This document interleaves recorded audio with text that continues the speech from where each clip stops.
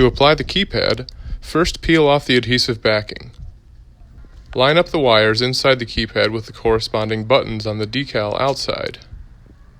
Once aligned, press the keypad to the window and make sure it sticks well and lies flat. If you want, you can use your plastic squeegee for this.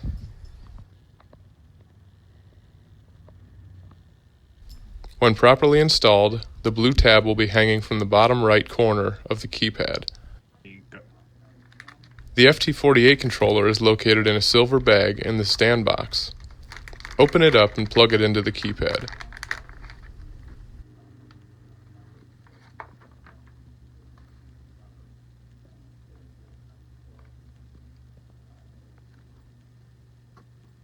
Later, when you're ready to plug in all your cords and cables, you can plug a mini USB cord into the FT48 controller.